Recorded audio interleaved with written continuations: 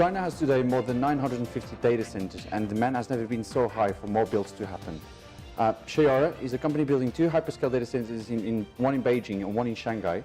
And Jonathan Berney, Chief Operating Officer of Chayora, is here to talk to us about the market in China. Jonathan, thanks a lot for talking to Frontline. What is the current maturity state of the Chinese market in the data center space? I think the way to describe the Chinese market right now is that it has examples of mature data centers, but generally it's not a very mature market. And it manifests itself in terms of a mismatch between supply and demand. As you've mentioned, there is a huge demand for increase in data centers. But there's also a demand for increase in the type of data centers. So outside of CT, CM, so China Telecom, Unicom and Mobile, the availability of hyperscale data centers is almost non-existent to the international market, certainly. And the domestic cloud players will effectively build their own right now. But I think the interesting thing about China is that it can move very quickly. And so there is a change and there is an aspiration to mature. Also from a regulatory sort of level? From a regulatory level to a point, but actually more to do with the 5-year plan and the fact that it's a stated intent that cloud is required to be part of the economic development of China. So the Internet of Things, artificial intelligence, and everything that brings with it will place huge demand on the infrastructure, of which data centers are one part, if you like. Yeah, but it's interesting when we're looking to China, because usually the main players are telecommunication providers. Yes. So China, you mentioned already quite a few, so China Telecom, China Unicom, and China Mobile. Yes. How is the market changing around these sort of things? Is it becoming more colocation driven? Is it still telecommunications driven? I think the telecoms players will still continue to be dominant for a while, with 65% of the market presently, but actually their ability to deploy capital into the data center market we have observed is being restricted because they need to deploy that capital into the network.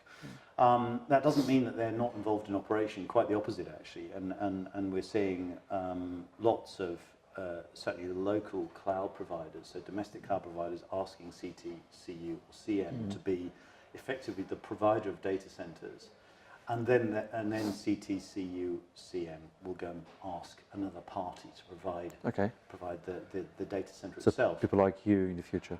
Maybe like us. It depends on what the pricing is like. And so I think, but certainly as a model, it's our intent to enable the Chinese market through data center infrastructure, and providing we can make it work from an investment perspective, then we're keen. But I think the other thing that's going to happen is that the demand, particularly from the international players, but I see this coming from the local providers or local cloud players, is that the data centers that are being provided need to be significantly more efficient. And so CT, CU, CM will be looking to other parties to provide that, because the total cost of operation is high, and power use is a massive part of that total cost of operation. So I see that being a major play in the way this works, and then operating standards and the resilience and availability will also be part of the discussion, and the demand, which I think will force a change in the way data centers are delivered and the quality of product that's delivered in China. Okay. Actually, picking up on demand, so China is home to 1.3 billion people, set to grow to about 1.5 billion in the next 20 years, 20, 30 years or so. But half of the population is pretty much not connected to the internet yet. Yes, so nearly half of the population. How is this going to drive the demand, and how will data centers answer this? Because you're going to need a huge boom of data centers in China. And what can investors get out of it, actually, so external investors? Because we are seeing quite a few PE firms, especially from the United States, but also in Europe, starting to go into Asia and then starting to go into China. Yeah. So what are the opportunities that this will drive to those guys specifically? Yeah, I mean, I think it depends on what their risk profile is. And I think the truth is that we don't yet see any very large-scale independent data center providers in China that are sort of investment attractive for foreign money. There are a couple who I would describe as medium scale, Okay.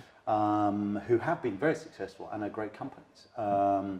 But in terms of the build required and the expansion, they're not going to be able to deliver. So I think from our perspective, that's exactly why we've decided to play in this market. That we see a huge demand side that's not being met by the supply side.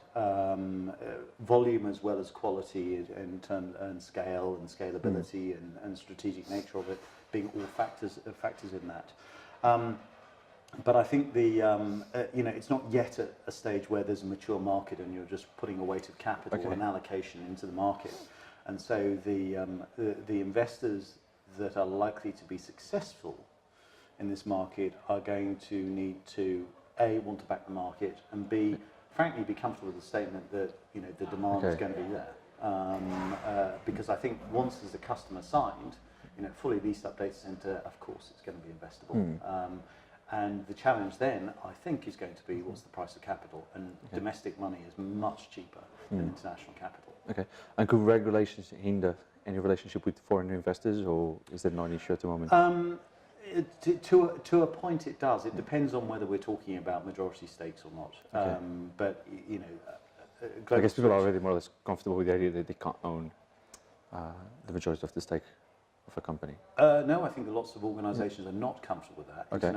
But those are the operator type investors, and they're going to have to obviously go through a period of understanding as to what their aspirations are really all about.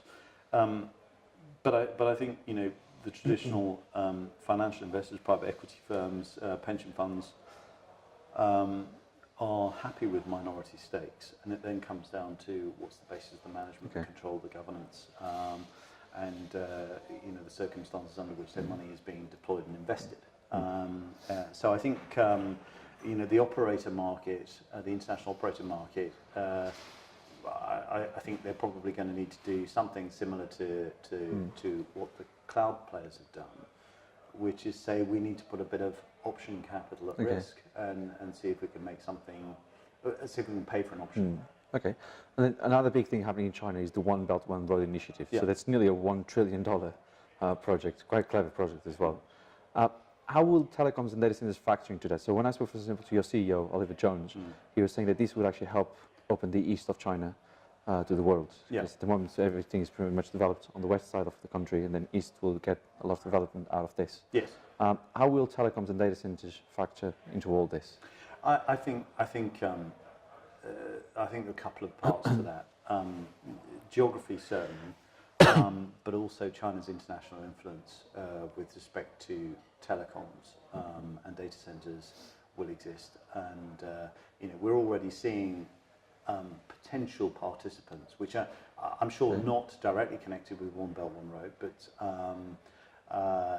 things like the Global Switch investment from a Chinese business, I think are very intriguing. And I think the whole idea of China effectively creating economic centres, but also increasing its influence globally, is a measure of where it thinks its development has got to. With respect to specifically telecoms, I think it's going to put even more pressure on 3Cs to deliver, and I think it's going to put more pressure on them to deliver both in terms of volume, but also in terms of competitiveness and cost of bandwidth, in order to make their part of the value chain accessible as opposed to a barrier to One Belt, One Road. Okay, that's interesting. Is Chayora involved with the One Belt, One Road initiative? Not specifically, no. Not specifically, okay. No. And could you also just give an update on the Chayora project? I know you've broken ground in Beijing, you're building the facility in Beijing. Sure.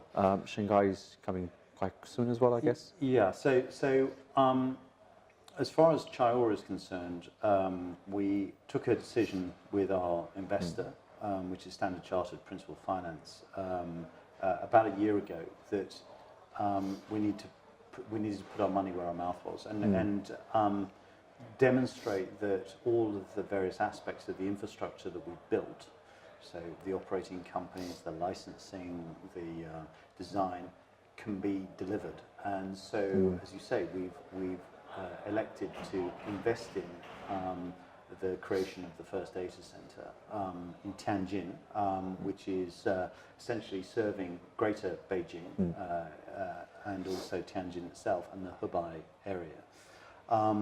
And that's now 3 months into construction. Okay. And is going really well, actually. Okay. Going exceptionally fast. And it's meant to open in quarter 4 or quarter 1 next year? Will be available for fitting out, actually, by September. Okay. And then could be operating by the end of the year, depending on what our customers want to do. But it's certainly capable of doing that. And that's the first of 7 hyperscale data centers on that site. And then in parallel, probably about a quarter behind that, we have actually a couple of initiatives with respect to Shanghai, which presents significant opportunity as well.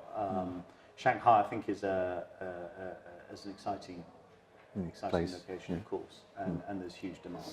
So we're excited about that. And I guess there'll be other locations across China they'll be eyeing as well. Yeah, so we're fundamentally driven by customers and what the customers want. So our plan for expansion is to understand what they want and then predict what the right infrastructure is that they need in the right scale. So we have our and we're bringing that together also with what's China's plan. Hence our Tianjin site in Beijing and Shanghai, and there'll be others coming as well, probably in the southeast of China.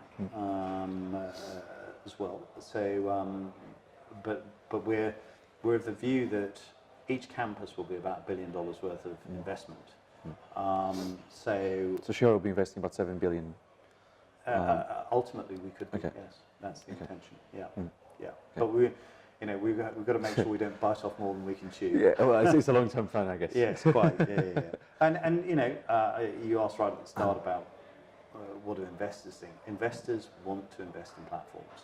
Investors want to see a very exciting route to long-term investment opportunity and return. I think the opportunity, particularly when you've got domestic capital available as well, is very interesting from a price perspective. Okay. So, but you've got a mixture of investors. You've got some Americans, a few Chinese. We've got essentially at the moment we have. Obviously, Standard Chartered Principal Finance is our institutional investor.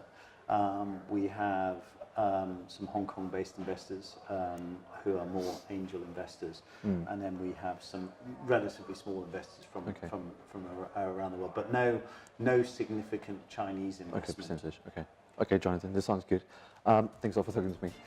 Don't forget you can follow Data Economy on Twitter, Facebook, and LinkedIn, and also visit the website on www.data-economy.com.